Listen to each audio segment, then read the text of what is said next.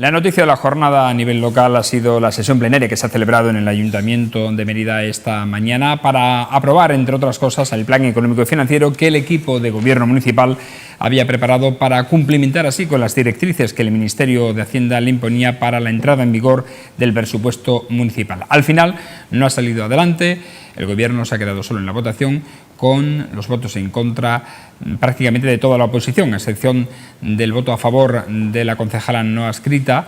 El resto han sido todos en contra, tanto del Partido Popular como de Izquierda Unida Mérida Participa y el concejal no adscrito Juan Luis Lara. Vamos a hablar de este tema, pero también de otros asuntos de referencia en esta jornada. Para ello saludamos a nuestros tertulianos. Antes, déjenme darles las buenas noches y la bienvenida a este espacio de opinión en La Picota. Antonio Vélez, ¿cómo estás? Buenas noches. Buenas noches. Con jornada de calor, de lluvias. Bueno, aquí afortunadamente todavía no hemos tenido granizo, pero en otras comarcas y en otras latitudes extremeñas sí que han hecho un daño bastante importante. Tremendo, sí. Hay que tener mucho cuidado, sí. Con la ausencia de Domingo, ¿no?, que está en Lourdes. Sí, ciertamente, está en Lourdes. Eso nos trae un milagro. Un milagro, así nos damos un saludo desde aquí. Y Juan Viera, ¿cómo estás? Buenas noches. ¿Qué hay? Hola, ¿qué tal? Buenas noches. Pues nada, aquí andamos. La verdad que para arreglar la situación política bien hace falta un milagro, ¿verdad? Por supuesto que sí. Yo creo que más de un milagro. Tal como porque está. Los milagros a los que nos tienen acostumbrados nuestros dirigentes, como el señor Rajoy y el señor Fernández Díaz con su ángel de la guarda Marcelo, desde luego no dan para mucho. Bueno, vamos a hablar, como decimos, en primera instancia de esa sesión plenaria que se ha celebrado, como decimos, esta mañana. Al final, el plan económico y financiero que había presentado el Ayuntamiento de Mérida, sabéis que tiene que ajustarse en 3 millones, algo más de 3 millones de euros el presupuesto, nuevamente con las indicaciones que habían realizado. Más que indicaciones, han sido restricciones que había indicado tanto el capítulo de personal como el capítulo de gastos generales el Ministerio de Hacienda al Ayuntamiento para que le practicase pues esa disección a los presupuestos. Hay que decir que el presupuesto está aprobado, que este es una condición sine qua non para la entrada en vigor. No hay que llevar de nuevo los presupuestos a aprobarse, ya quedan totalmente aprobados, pero sí, si no se cumplen, es aprobarlo en Junta de Gobierno. Por la ley de grandes ciudades saldrá adelante y precisamente esta tarde se ha celebrado esa Junta Local de Gobierno y se van a cumplir todos los plazos prescriptivos para que entre en vigor el presupuesto de 2016, y estamos en julio. O sea que el retraso, por unas circunstancias y por otras, por la intervención que hubo del Ministerio de Hacienda y por todo el trámite y las restricciones que impuso el Ayuntamiento de Mérida, han hecho que al final tenga que aprobarse, prácticamente entrar en vigor, pues entre la publicación y tal, supongo que a final de julio, mes de julio. Bueno, esta es la consecuencia de que el Ministerio prácticamente tenga intervenido las cuentas municipales, ¿no, Antonio? Sí, yo creo que este es un tema que hay que reconsiderar y habrá que buscar espacios, ¿no? Porque, claro, la singularidad de cada instancia, de cada nivel de administración, en este caso municipal, son muy concretas, ¿no? Y los ayuntamientos o son motor o están condicionados por la incapacidad de invertir, de desarrollar acciones que permitan mayores estándares a los ciudadanos. Y hay cuestiones que yo creo que se sustraen del juego, del juicio de las cosas, ¿no? Es decir, claro, de pronto, aunque sea un poco abstraernos de la historia, a un ayuntamiento se le exige brutalmente, pero a un gobierno central no se le ha exigido, y nos hemos enterado casi de tapadillo, que las pensiones no tenían recursos. Antes no tenían recursos, que el fondo de pensiones, el fondo de reserva que dejó el vituperado por un lado, Álava por otro, Zapatero, el gobierno socialista en su momento, estaban 66.000 millones de euros y hoy queda prácticamente en menos de la tercera parte. En consecuencia, también hay que pensar que un ayuntamiento, valga la contraposición, podría tener en orden a su capacidad de crecimiento condiciones como tenía antes. A lo mejor hace falta otra vez una banca de crédito local que pueda permitir, en orden a la reserva, a los recursos ordinarios liquidados, unas inversiones unos créditos o un endeudamiento para inversiones, para capítulos esto. Es decir, aquí hay un juego que que hay que retomar, porque es que si no los ayuntamientos están en almoneda, están a los pies de los caballos.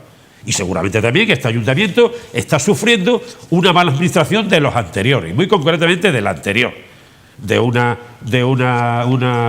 crédito contraído con entidades privadas a proveedores que se pagaron unos intereses excesivos.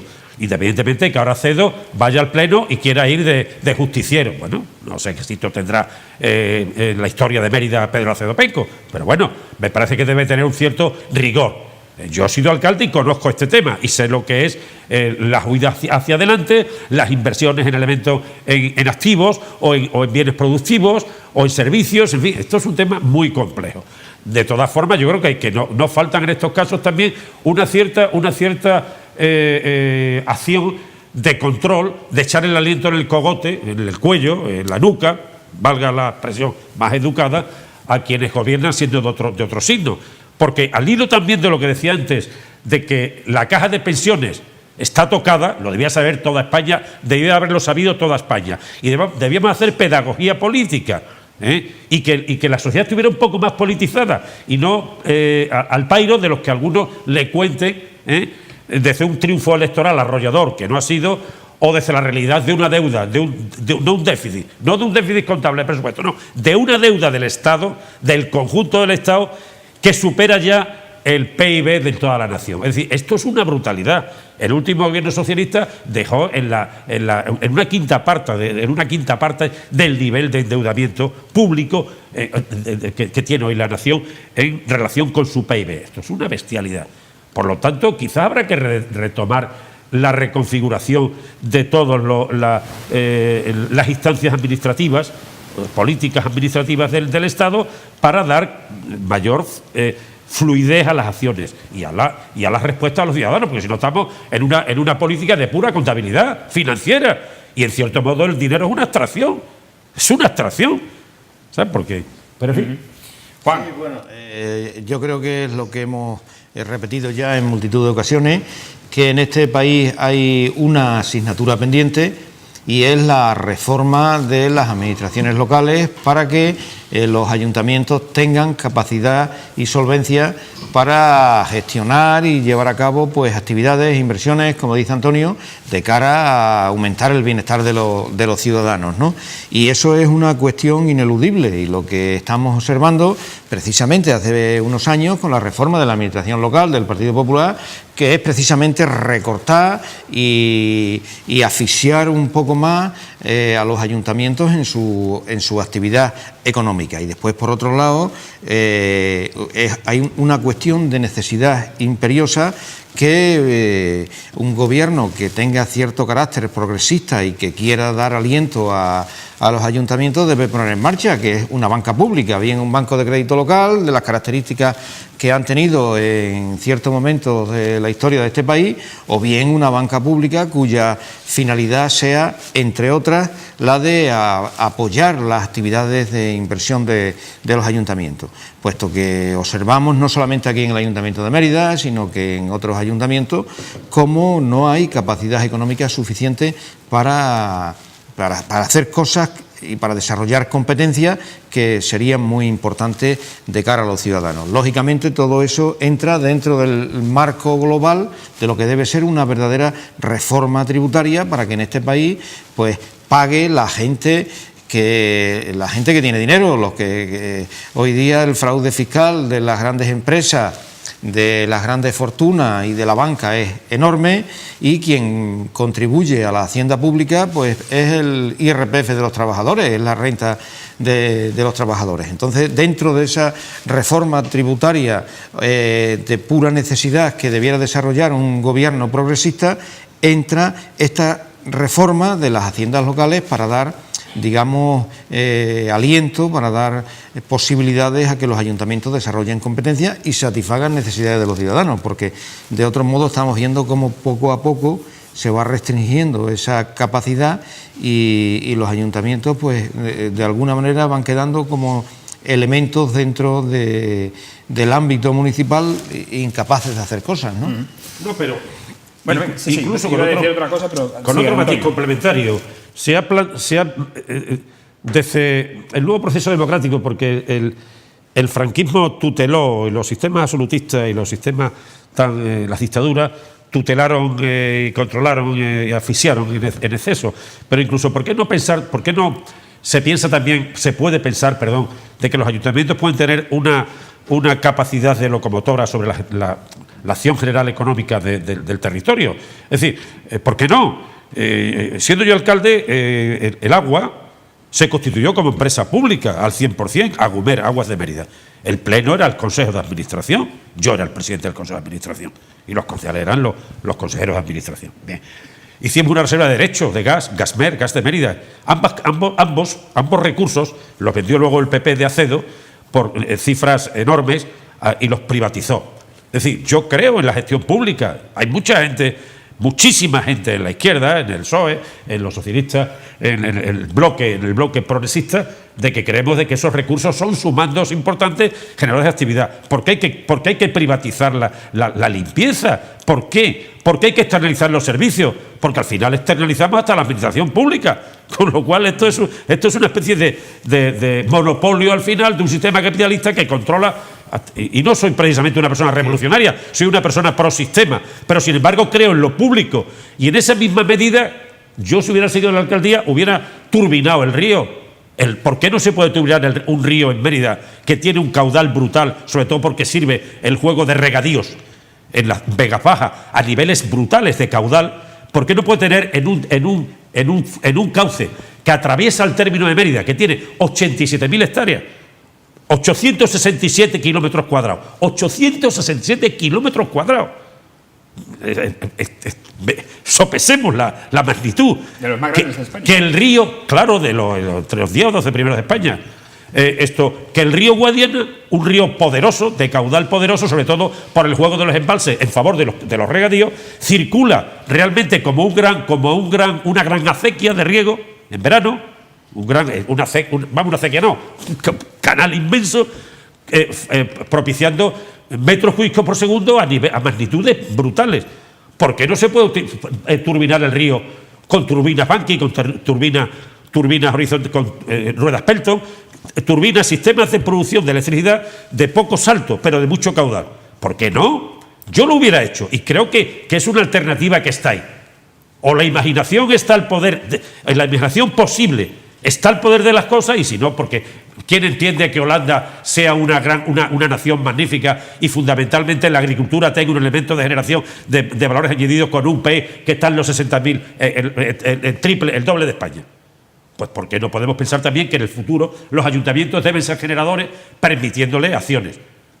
La misma cuestión que hemos hablado de Agua Blanca. ¿Por qué Agua Blanca no puede explotarse la mina de Monasterio con una empresa pública? Si realmente los stocks extraídos de la mina son valores activos contables, almacenados, que se meten en los mercados mundiales en orden a la demanda. No en orden como ha hecho Goldman Arcea de un boom de demanda. Y después las gallinas de oro a matarlas, sino en orden, en un sistema estable, sostenible, de producción de una materia básica. En fin, hay que poner un poco de juego, de iniciativas al respecto, que la vida nos ha enseñado ya cosas como para poder sumar en estas acciones posibilidades en los ayuntamientos. Bueno, pues permitidme del ayuntamiento, porque con respecto al pleno que hoy se ha celebrado, hay que decir también que se ha modificado la ordenanza de mercadillos, que entre otras consecuencias va a tener el hecho de que se puedan otorgar más licencias, de que esas licencias se puedan traspasar o vender entre familiares, incluso entre terceras personas, y también para adaptarse al nuevo carnet de manipulador de alimentos que se precisa para la venta de fruta y verdura. Por cierto, que hoy han tenido la anécdota del pleno, un rifirrafe, el alcalde Antonio Rodríguez Osuna con el exalcalde Pedro Acedo a cuenta de los gastos de dietas. Osuna decía que en 4 años, pese a que Pedro Acedo ha estado cobrando del Senado el sueldo, ha pasado en dietas 60.000 euros en 4 años en dietas y gastos de representación. Y Pedro Acedo le ha contestado que cuando quiera y donde quiera le demuestra que él se ha gastado más en un año de lo que él se gastó en 4 años. Ha habido ahí un rifirrafe curioso que, si no lo han visto en directo, que lo hemos retransmitido nosotros, pues lo podrán ver a continuación en esta cadena. ¿Ibas a decir algo, Juan? Sí, bueno, yo lo que iba a decir en relación a todo el comentario que estaba haciendo Antonio, que nos encontramos con un Estado que disminuye poco a poco su competencia dentro de lo que es la actuación del sistema liberal, del sistema capitalista, dentro del marco jurídico que nos impone el liberalismo, un Estado que cada vez disminuye sus funciones, disminuye sus actividades para servicio a los ciudadanos. Sin embargo, en ciertos momentos ese Estado juega un papel capital para apoyar pues a empresas multinacionales, a bancas, etcétera, etcétera, ¿no? O sea que en ese aspecto, respecto a lo que comenta Antonio, no hay un criterio que esté definido de cara a la innovación, al emprendimiento, a la investigación y tal, para aprovechar todos estos recursos que tenemos no solamente en Extremadura, sino a nivel nacional, ¿no? Y lo que se aprovecha pues es chupar la sangre, chupar la riqueza de Extremadura, como ha hecho la empresa esta de las minas de Agua Blanca, y de la manera más sencilla posible, sin crear desarrollo económico, sin crear riqueza propiamente dicha en Extremadura. Respecto a lo que comenta, pues yo creo que, en lo que conozco personalmente, me parece a mí que el alcalde de Mérida, Antonio Rodríguez Osuna, desde mi punto de vista, es un hombre en la cuestión económica bastante modesto y bastante poco dado al lujo que, por otro lado, conocemos de ciertos sectores de la política, no ya local, porque esa la conozco menos, pero dentro de la política provincial de sectores derechistas, ¿no? Y que bueno, que cuando estas situaciones son muy propicias para crear debate, para crear confusión y de una manera u otra pues enmarañar y la tinta del calamar, ¿no? Lo que se trata es de poner todo negro para que no se vea nada de lo que debe verse, ¿no? En fin.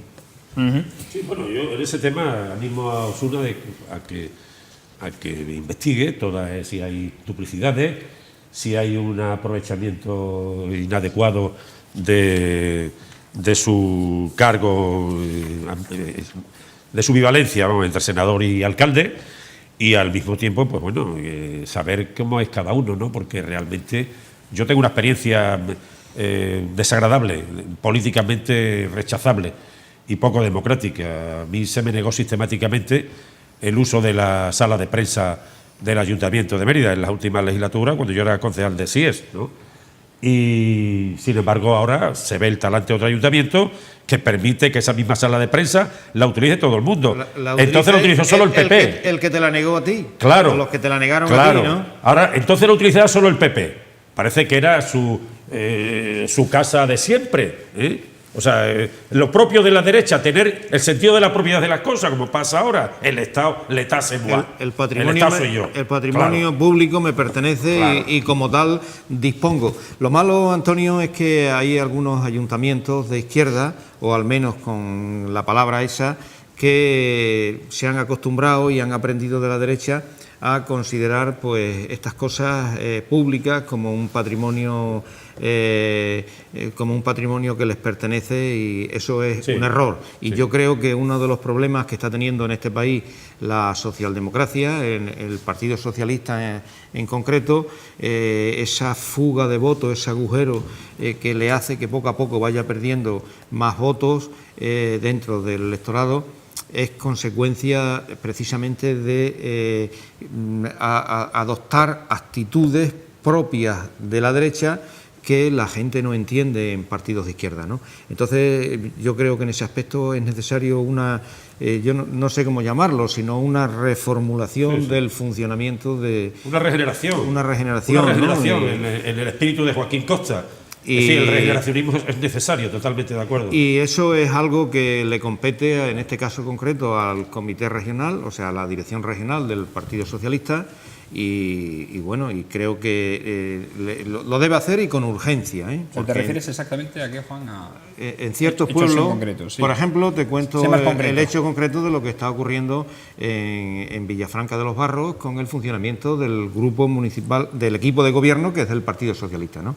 En donde, bueno, allí no se puede, la actitud es una actitud patrimonialista, en donde cualquier crítica, cualquier comentario, cualquier intento de información se considera un agravio y se considera un ataque no ya político, sino incluso personal, ¿no?, que nos está pasando con la televisión, ¿no? Nosotros hemos pedido información sobre la situación jurídica de la televisión local. Aclaramos inicialmente que defendíamos la televisión en Villafranca de los Barros, que queríamos que la televisión funcionara en Villafranca de los Barros, con el ánimo de evitar la manipulación de lo que pudiéramos decir, ¿no? Y a continuación pedíamos información sobre la situación jurídica en la que se encontraba la televisión en Villafranca de los Barros, puesto que unos años, en el 2013 creo, en el 2014 exactamente, se recibió una comunicación de la Junta de Extremadura en donde se decía que había que paralizar el funcionamiento de la televisión en Villafranca de los Barros, puesto que no cumplía los requisitos legales o exigidos, ¿no?, por la normativa, y se paralizó. Entonces, nosotros pedíamos una información sobre eso. Bueno, eso se ha tomado de tal manera como que lo que queremos es que se cierre la televisión. Y en vista de que no se nos respondió en el pleno ese sobre la situación jurídica en la que se encontraba la televisión local, mandamos un escrito a la Dirección General de Comunicación Electrónica y Nuevas Tecnologías de la Junta de Extremadura, dirigida por el señor Gustavo Barbero, creo que se llama, y también a la secretaria de la Consejería de Hacienda como responsable directa de esta Dirección General, que es María Murillo. María Ascensión Murillo. María Ascensión Murillo, sí. La respuesta, que se nos ha dado una respuesta en donde lo que se hace es una exposición de toda la normativa, de todas las leyes que regulan la TDT, y en definitiva se nos trata como aquel maestro... Pero no aclara la situación de Nada, no aclara la situación, se deduce claramente que la televisión local de Villafranca de los Barros está funcionando alegalmente, por no decir ilegalmente. Es ilegalmente. Está funcionando porque ilegalmente. Si hay marco regulatorio no es alegal, es ilegal. Alegal es cuando no hay marco regulatorio, pero en esta ocasión sí hay. Hay un marco regulatorio. Hay un marco regulatorio y por lo tanto es ilegal. Exactamente. Entonces está funcionando ilegalmente y todo esto, ¿no? Que nosotros lo que queríamos es una información clara sobre la cuestión, pero por parte de la Junta de Extremadura la respuesta es, de alguna manera, es una connivencia consciente el funcionamiento ilegal de la televisión en Villafranca. Nosotros no hubiésemos recurrido a la Junta de Extremadura a pedirle información a la Junta de Extremadura si por el Ayuntamiento se nos hubiese dicho, mira, la situación es esta y punto, y no pasa absolutamente nada.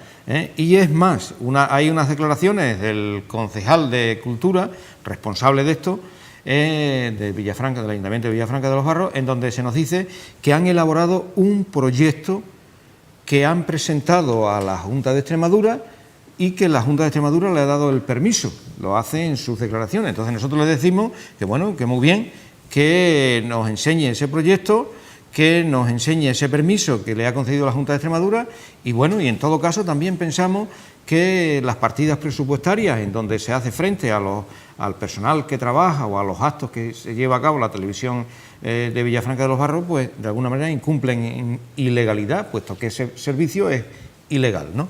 Y bueno, lo único que hacen es complicarse la situación, porque nosotros habíamos pedido una información que se nos da y punto. En vista a la transparencia y al conocimiento ciudadano y al conocimiento político en general del Pleno del Ayuntamiento. Pero bueno, es lo que le decía Antonio, se considera eso de tal manera como una cuestión patrimonialista que si me criticas o si intentas adentrarte en el conocimiento de esas cosas, cuidado que te puedes quedar fuera. O sea que...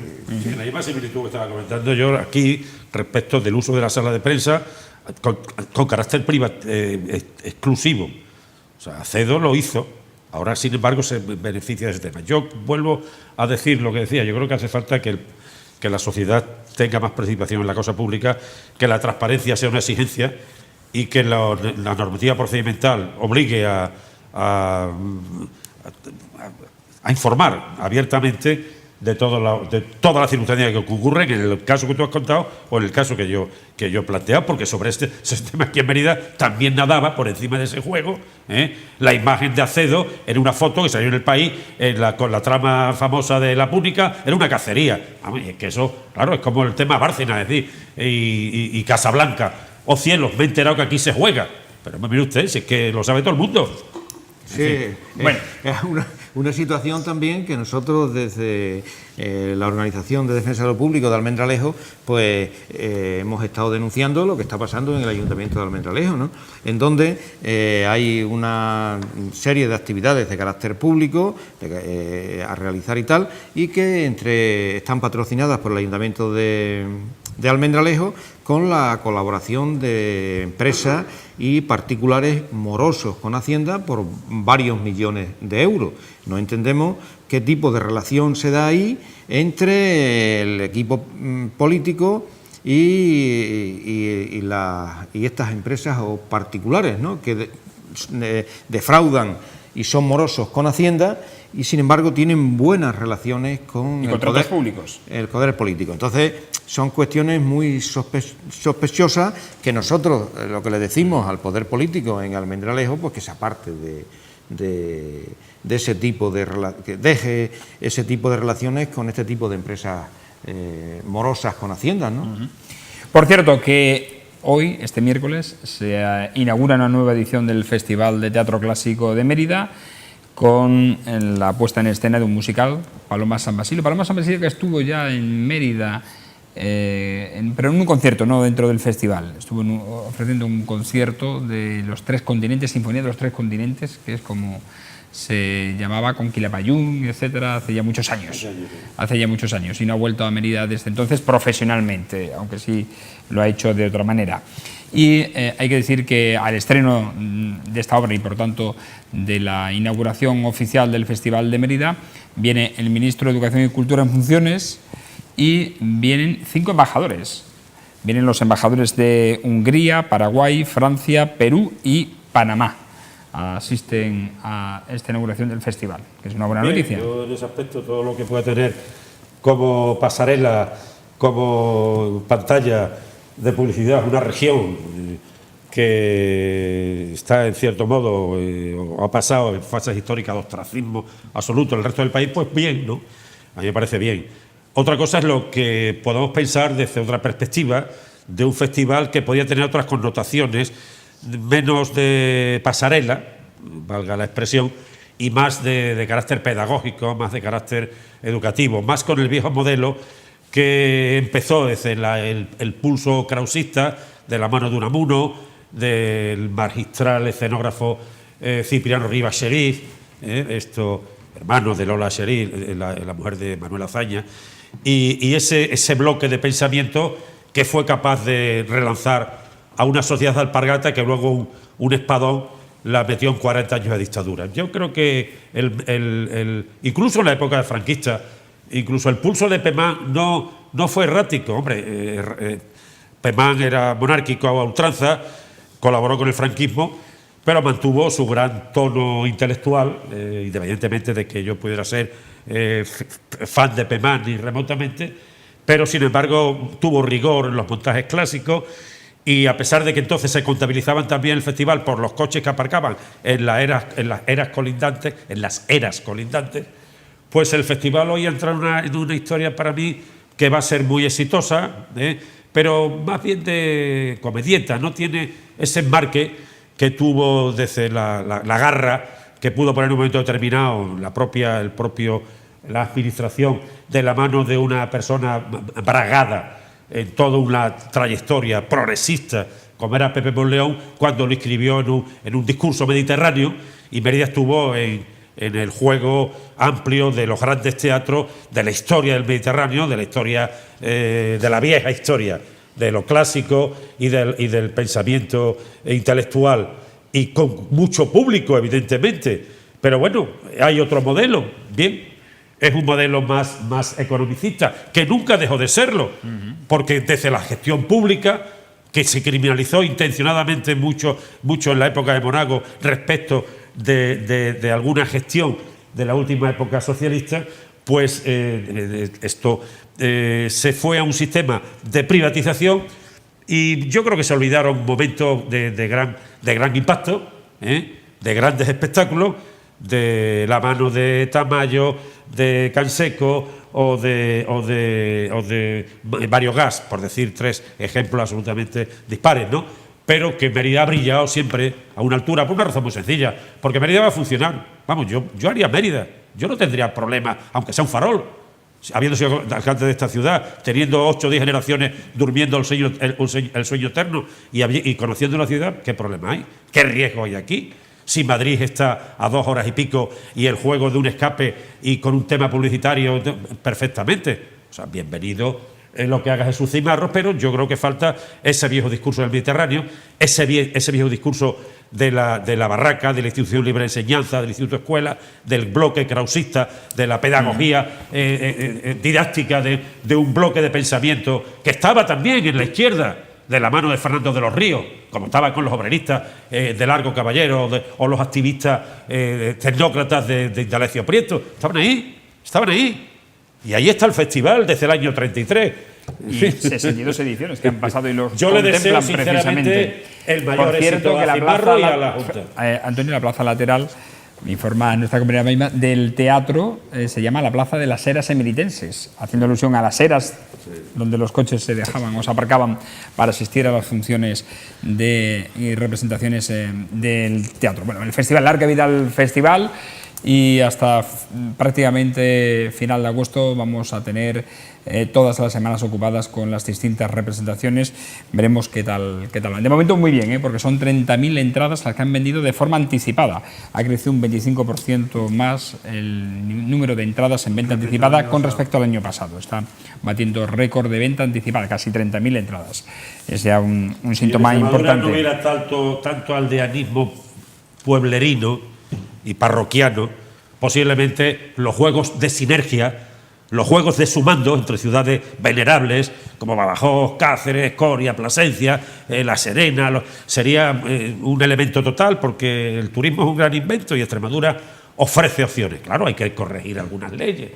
La ley que impide construir en una unidad registral agrícola una caseta de herramientas de 50 metros cuadrados o un albergue para tener, pues es que eso es una locura.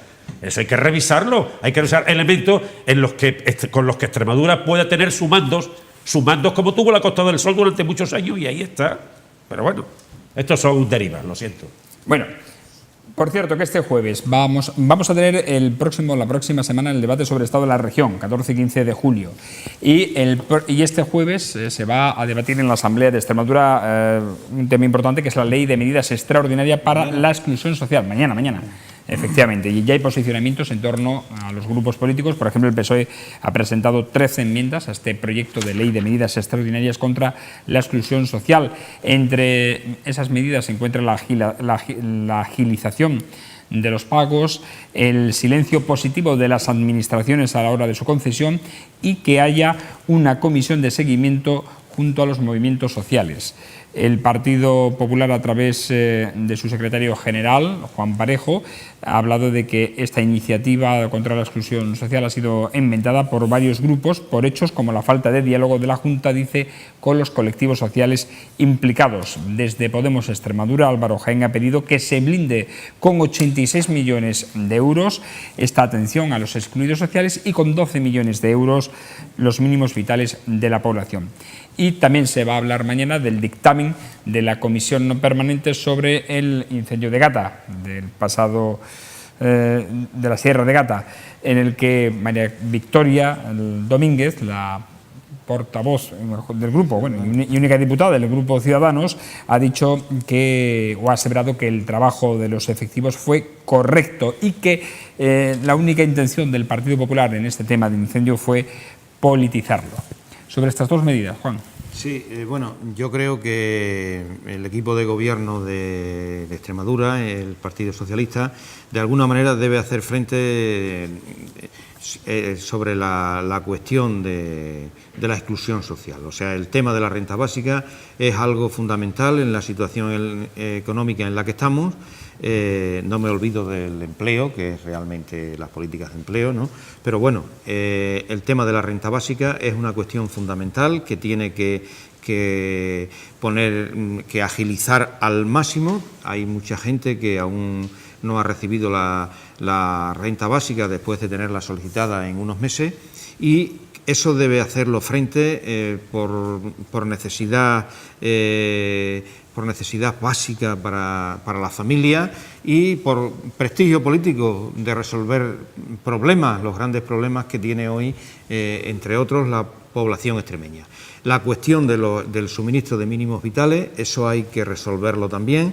En los pueblos todavía se están produciendo cortes de agua, hay cortes de luz, y de alguna manera una de las propuestas que hace la Junta de Extremadura en el reglamento para regular toda esta cuestión, nosotros la vemos dentro de nuestra organización, la vemos interesante, que es el hecho de que la Junta de Extremadura concierte con las empresas la atención de estas necesidades, ¿no? Antes o sea, en vez de poner en marcha lo que se está haciendo actualmente, que la persona necesitada presenta su factura en el ayuntamiento para que los servicios sociales le garanticen de que cumple unos requisitos mínimos de ingreso, etcétera, etcétera, que la Junta de Extremadura concierte con las empresas suministradoras para que se eviten este tipo de problemas de una manera directa, ¿no?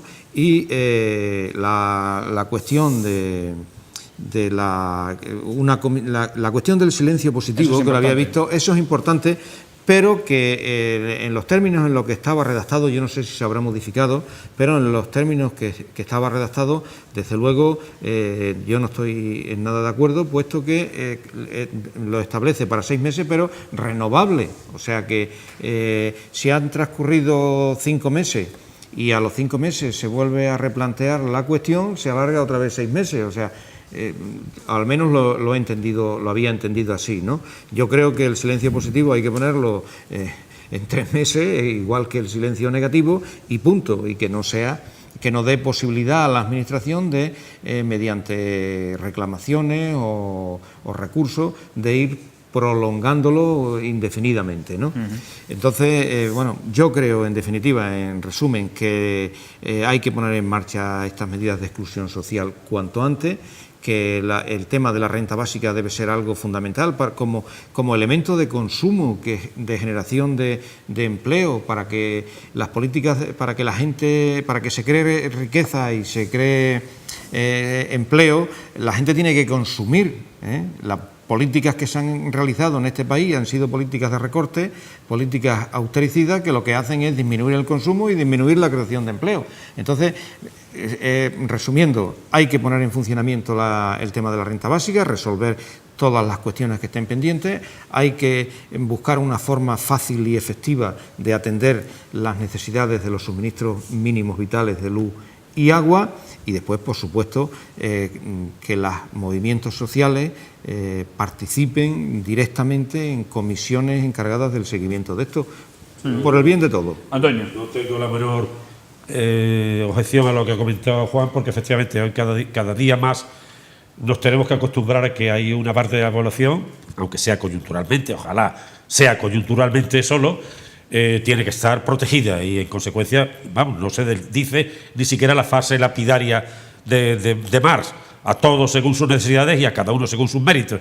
Es decir, y además ha abundado en un elemento que yo también aplaudo que lo haya dicho, y es que entra en el sistema de consumo y genera actividad consecuentemente con ello. En fin, no tengo en absoluto nada que decir al respecto, sino estar totalmente de acuerdo. Tenemos que hablar ahora de la formación de gobierno, de la investidura, porque ya hemos conocido a través de Coalición Canaria, que ha sido el primer interlocutor con el que ha hablado Mariano Rajoy para buscar su apoyo, que sí, en esta ocasión sí va a aceptar el encargo del rey Felipe VI para acudir a la investidura. Y sobre la posición del Partido Socialista, de nuevo, Ferraz, contundente, aclara que va a votar no, que no va a favorecer un gobierno del Partido Popular. También ha dicho otra cosa en esta jornada de miércoles el PSOE, y es que va a rechazar la sugerencia de Podemos para intentar un acuerdo de izquierdas. García Page pide a los socialistas que, si hubiera que cambiar de opinión, otorguen a Sánchez toda la legitimidad para hacerlo. Sí, bueno, y es que creo que en la anterior tertulia comentamos que había habido una tremenda puesta en escena, una rapidez enorme en aplaudir un gran triunfo. Bueno, pues sí, un gran triunfo. 137 diputados. Necesita 39 para tener mayoría absoluta. De hecho, ya le están saliendo respondones la mayor parte de los interlocutores. ¿Por qué? No digo ya el PNV, que puede ser un elemento más tranquilo, aparentemente. Los catalanes, todo el mundo, sí, hace falta 176 diputados y el señor Rajoy no los tiene. Al mismo tiempo, resulta tremendo, ¿no? Querer responsabilizar al Partido Socialista Obrero Español, a los socialistas, de que haya o no haya gobierno, o de que haya o no haya elecciones. Hombre, el PSOE, los socialistas son el elemento alternante, son la alternativa. Y intelectuales, sindicalistas, gente con autoridad, personas con autoridad suficiente lo están diciendo. Es decir, aquí hace falta otra historia. Sobre todo lo primero que hace falta es que Rajoy sume 176 diputados en primera vuelta. Y luego exigirle que los socialistas determinen una hipotética abstención, a mí me parecería una barbaridad, porque entonces el elemento alternante en un sistema que ha funcionado de una forma bipartidista y en cierto modo está configurada electoral sociológicamente en la resultante de las elecciones del 26 de junio, con un gran bloque de centro-derecha, si podemos meter ahí Ciudadanos y PP, y en un gran bloque de centro-izquierda, si metemos ahí ciertos nacionalismos periféricos, aunque yo ahí tengo mi opinión concreta, respecto de lo que después ser una idea internacionalista por encima de una idea nacionalista que parece demasiado ñoña, demasiado invendible. Pero en todo caso, hay realmente dos bloques. Un centro-izquierda fuerte. Hablabas del PNV, el PNV ya le ha dicho que no a Mariano Rajoy y mantiene su negativa. Hay un elemento que quizás ha pasado desapercibido. Primero, cuestiones que de pronto tensan la aprehensión, es decir, me agarro a la mesa, de pronto ha salido a la escena la caja el Fondo de Reserva de Pensiones. Oye, usted, ¿qué gestión me ha hecho usted, señor Rajoy? ¿Usted qué gestión ha hecho? Segundo, la deuda del Estado, la deuda global del Estado, que casi supera ya el PIB, lo cual es una barbaridad. Es decir, ¿en qué país de fábula nos ha situado usted? ¿En qué sitio estamos? ¿Usted qué? ¿En qué parte está usted? Porque no sabemos realmente si usted lo que pretende es un juego personalista, como ya ha pasado otras veces en la historia, eliminando gente, enemigos naturales, porque ya no tiene alternativa. Tiene a la palmera de la Cospedal diciendo, y el PSOE tiene una tremenda responsabilidad. No, y de pronto aparece otra historia en el medio, en esa real cura de humildad, donde de pronto la gente se ha quedado desnudo con sus monos puestos, con lo mínimo que tenían para salir de casa, todos, la inmensa mayoría, salvo ese grandioso y apocalíptico triunfo para ellos del PP, que sigue necesitando 39 diputados. Y entonces aparece Podemos, aparece Podemos diciendo, no nos importaría entrar hoy lo decían Pablo Iglesias ayer, no les importaría entrar en un juego de ese tema. Por lo tal, mire usted, ¿cuál es el problema? Pues yo vuelvo a decir lo que dije aquí el otro día. Aquí hay una realidad social, una realidad representativa que se extrapola al juego representativo de un Parlamento con sus unidades representativas. 5 millones, 5 millones y medio, 7 millones, 2 millones y pico, eso es lo que hay. Y los periféricos que apoyaron a Aznar, que apoyaron a González, según convenía en el juego alternante. Ahora, si usted a priori establece que el PSOE es el hermano tonto que carga con los sacos, usted se equivoca. En resumen, que yo creo que hay mucho partido todavía.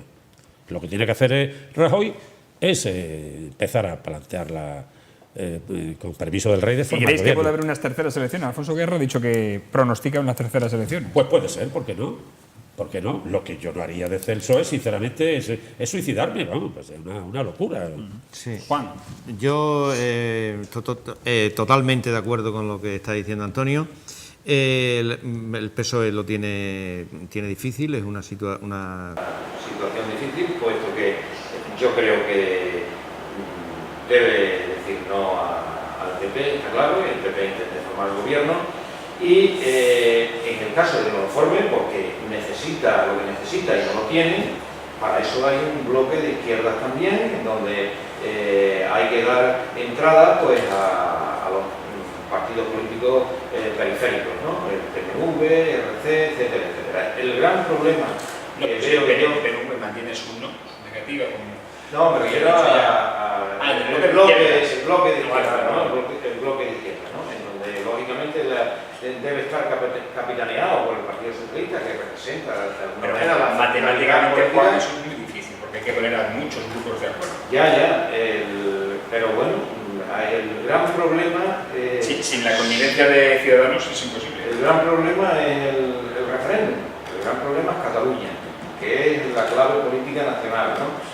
Entonces, ahí, lógicamente, debe haber un esfuerzo de diálogo por parte de los diferentes partidos políticos para llegar a un acuerdo de mínimos, ¿no? E impedir que en este país pues, estemos en la situación en la que estamos y si no, yo también creo que vamos a una tercera elección. Es que si no, o el Partido Socialista le consiente a Pedro Sánchez capaz de negociar con todos los grupos que estamos hablando. En unas terceras elecciones, ¿verdad, Juan? Y hay quien apunta que en las terceras elecciones sacaría mayoría absoluta del Partido Popular. Ese es el problema, ese es el problema. Y si saca o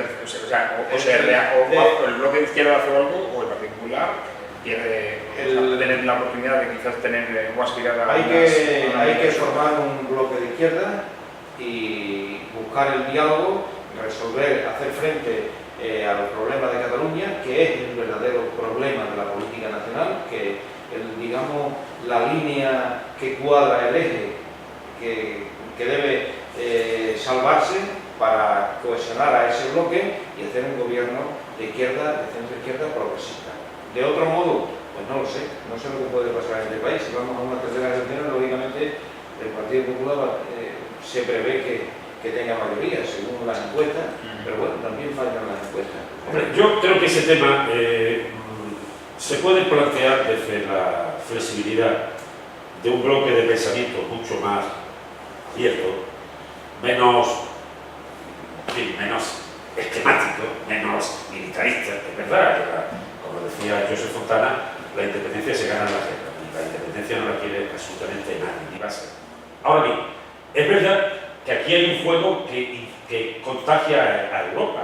El juego minoritario de los nacionalismos, de las exclusividades, del rechazo al extranjero, la xenofobia, viene un poco condicionado también por la intransigencia monetarista de la Unión Europea y la precariedad con lo que ha hecho de las sociedades de ese juego puramente financiero por encima de otras cuestiones más sociales y más de empleo global, sí, más keynesiano, más de un juego de Keynes, un juego público, del sector público, inevitablemente. Claro, es que ¿dónde vamos por esta vía? Escocia, Irlanda, mañana la Cerdeña, el Rosellón, esto es un desastre. Esto es un desastre y Europa tiene que entrar en este juego porque al final terminamos hoy, porque quizás no haya los condicionantes y porque la propia estructura informativa globalizada crea criterios más puntuales frente a las cosas. En diferencia de lo que pasó entre la paz de Versalles y la entrada de los nazis en Colombia. Pero claro, Austria tiene un problema ahí también de un nazi ahí jugando, y Francia tiene la ultraderecha, esto hay que arreglarlo, porque todo parte de un problema social, un problema de exclusividad, un problema de precariedad, un problema de bolsas de miseria y un problema de conflictos locales que se han desencadenado por encima de la propia Europa, desde el pacto de los actores con Irak, con Afganistán, con Libia. Es que es un desastre y este tema hay que plantearlo de una manera global, y de ese juego Cataluña no es nada. Y precisamente Cataluña puede entrar en un juego, porque con Cataluña no se habla como analfabetos, ni salvajes, ni aversales de tribus arcaicas, ¿no? Sino con gente normal. Y entonces, igual que se habló en la República, igual que influyeron en el golpe militar de Don Miguel Primo de Rivera, desde la Liga de Campo y Maciá, pues hay juego. Y de otra forma yo creo que, no sé si si estaréis poniendo de acuerdo que si no se toma esta legislatura como de cortes constituyentes, es decir, de una legislatura corta a 2 años, reformista y tal, vamos a una Pero ¿por qué con Rajoy? ¿Por qué con Rajoy? Que en cierto modo, políticamente, Dios me libre la vida, ha jugado como un registrador trilero. Es decir, ¿qué enemigos tiene Rajoy? ¿Qué ha hecho Rajoy? Liquidar. Ya hay antecedentes históricos. No vienen del caso. Con los dictadores, se eliminan a todos. ¿Por qué Rajoy? ¿Por qué Rajoy?